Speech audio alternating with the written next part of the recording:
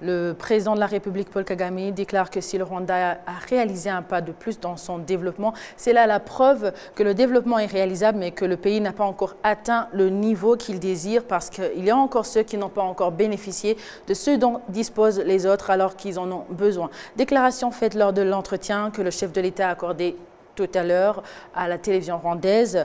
Le chef de l'État exhorte les Rwandais à ne pas se laisser décourager par cela, car rien n'empêchera le Rwanda de poursuivre son choix de faire progresser la population, ajoutant que le progrès qui a été réalisé doit être applaudi, mais que le pays n'est pas encore là où tout le monde jouisse de ce dont ils ont besoin.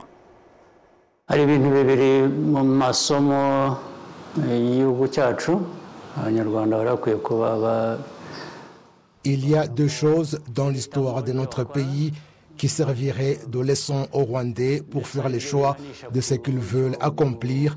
Et c'est ce qui mène à ce que cette maman a fait lorsqu'on lui a demandé de faire le choix de la manière par laquelle elle voulait qu'elle soit tuée. La première chose, c'est notre histoire que nous connaissons, notre histoire d'antan dont le paroxysme a été la libération. Cela a changé et que c'est vers là où nous dirigeons notre mentalité politique, dire que nous ne pouvons pas vivre comme nous vivions avant au cours de ces anciennes périodes. C'est donc là le choix qui repose à tout cela. La deuxième chose, c'est construire notre vie conformément à ces choix. On ne peut pas faire un choix et puis s'asseoir et attendre ce que Dieu va mettre entre vos mains et le prendre. Ce que vous voulez prendre de la part de Dieu, il faut se rappeler qu'il vous a donné les mains pour les utiliser. Ses bras, il vous les a donnés pour les utiliser et devenir une personne en bonne forme comme il l'a déterminé. C'est cela qui doit nous donner la ligne à suivre et la direction vers où nous diriger. Il y a cette sombre histoire qui a changé, mais a-t-elle changé pour qu'il y ait quoi? Pour que les gens vivent bien, pour qu'ils puissent se développer, que le pays se développe, que les Rwandais soient fiers de ce qu'ils sont et qu'ils soient les initiateurs de tout cela. À tout cela devrait s'ajouter d'autres choses, notamment l'aide et le partenariat avec nous.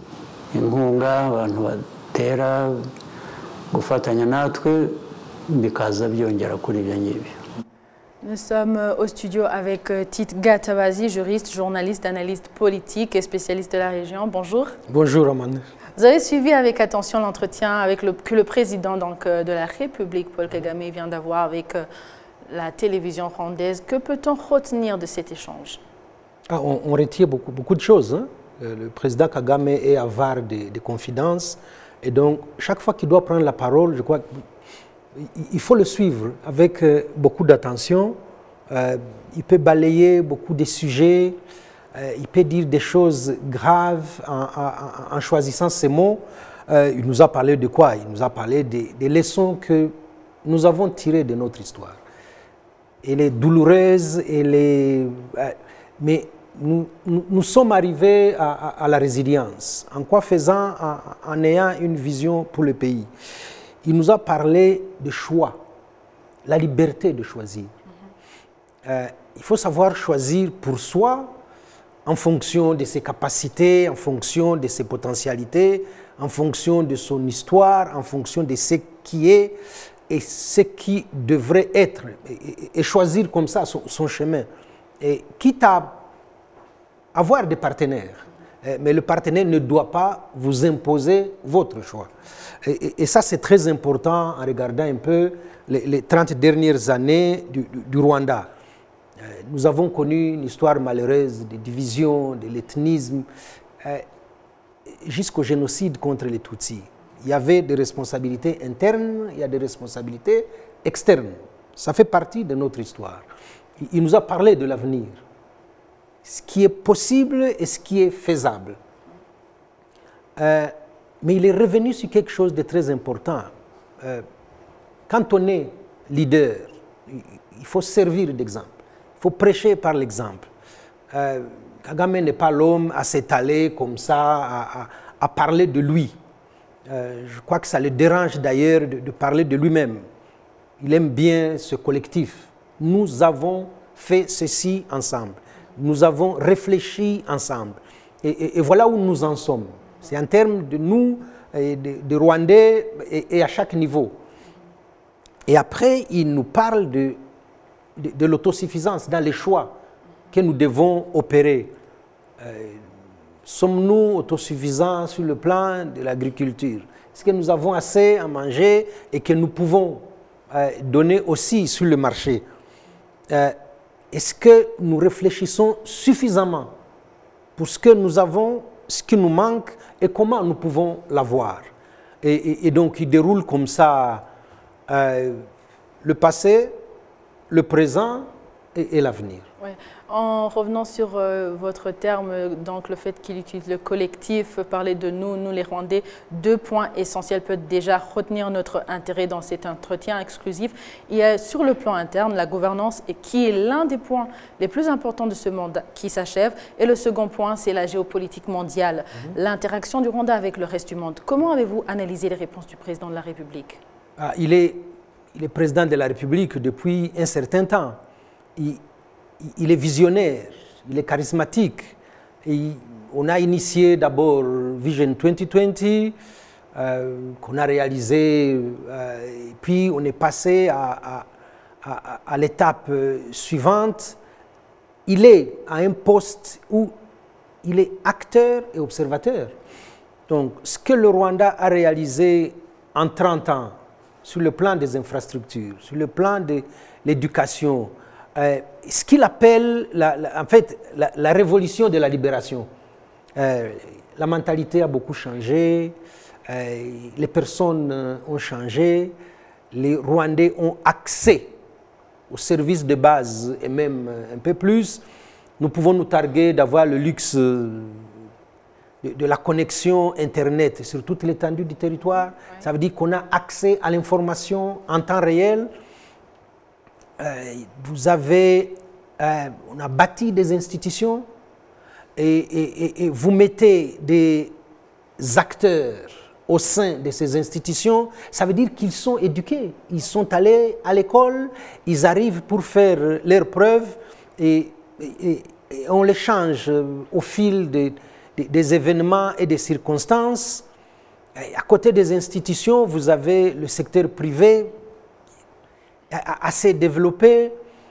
Aujourd'hui, même s'il ne l'a pas dit, nous pouvons le constater, le Rwanda est le hub de beaucoup d'universités étrangères. Les conférences internationales viennent se dérouler au Rwanda. Nous sommes en partenariat avec le PSG, avec Arsenal.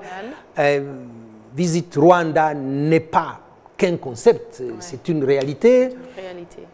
Et donc, tout ça n'a pas été fait par une seule personne.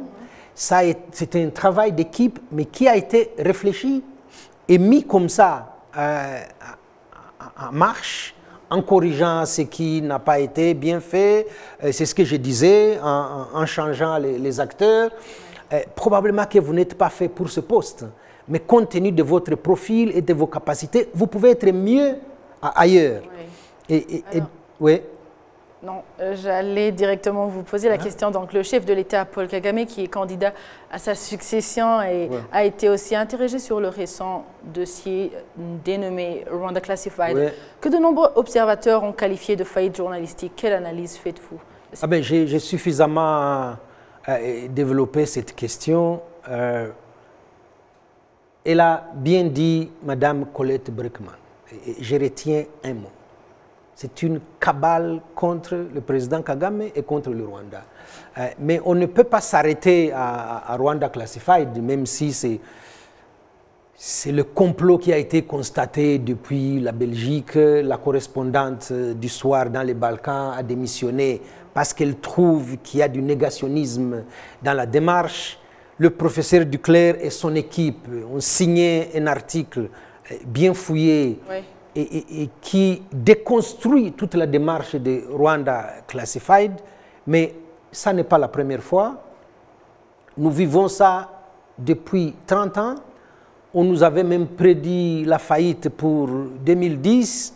En fait, quand vous observez très bien, il y a les forces obscures qui ont une part de responsabilité dans ce qui est arrivé au Rwanda. Les divisions et parmi Hutu, la politique de Habyarimana était soutenue depuis l'étranger.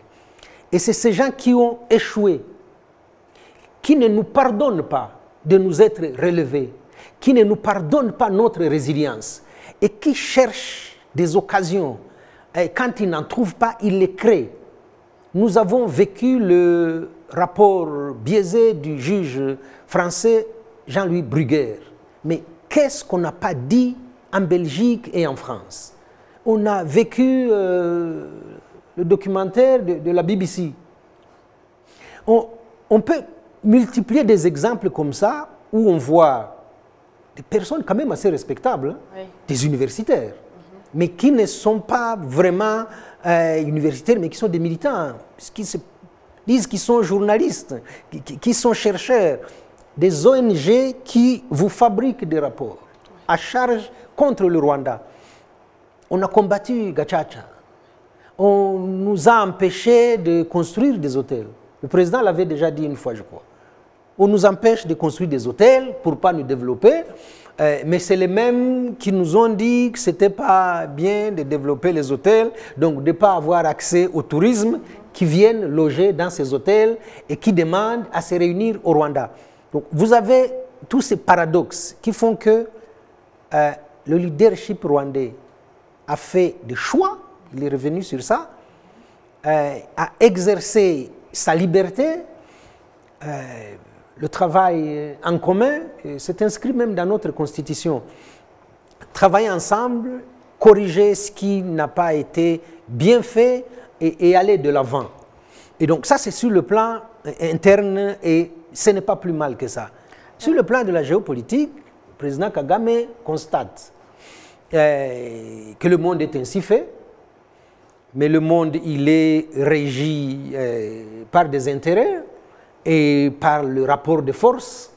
Ceux-là qui considèrent, à tort ou à raison, qu'ils sont plus forts, cherchent à imposer des règles qu'eux-mêmes ne respectent pas. Et donc, il nous appartient, comme Rwandais, comme Africains, de savoir définir où sont nos intérêts aussi, de résister à cette pression, parce que nous avons défini qui nous sommes et ce que nous voulons, et de pouvoir avancer dans ce monde qui est imprévisible, qui est injuste. Oui. Après cette définition, donc, étant candidat à un nouveau mandat, oui, le président est revenu sur la nouveauté qu'il compte apporter à ce nouveau rendez-vous donc avec les Rwandais. Pouvez-vous nous faire part du message qu'il a souhaité partager avec les Rwandais? D'abord qu'il a envie et qu'il considère qu'on a fait beaucoup. Il parle toujours en termes de nous. Il est le chef d'équipe. Et donc il considère qu'il a encore des choses à faire, mais il a dit quelque chose d'extraordinaire. Je veux faire plus et le faire mieux. Et donc dans le nouveau mandat qu'il veut solliciter, je crois qu'il y aura deux choses. Il va présenter son bilan, qui est largement positif, et tant mieux pour lui et pour nous. Et il va nous dire comme ça qu'il veut qu'ensemble, on puisse consolider ce qui a été fait et d'avoir des retouches comme ça pour pouvoir avancer. Est-ce qu'en termes d'éducation, on a des personnes qualifiées et dans quel domaine? Est-ce qu'en termes d'infrastructure, nous y sommes ou nous n'y sommes pas? Qu'est-ce qui peut être encore fait? Qui doit le faire et comment il le fait? Et donc, je crois que ce travail d'équipe va continuer. Il faut demander des comptes aux gens, ça ne va pas s'arrêter. Il faut revisiter les équipes, ça ne va pas s'arrêter. Mais d'ores et déjà, il faut savoir qu'on veut aller plus loin et plus vite et en étant tous ensemble.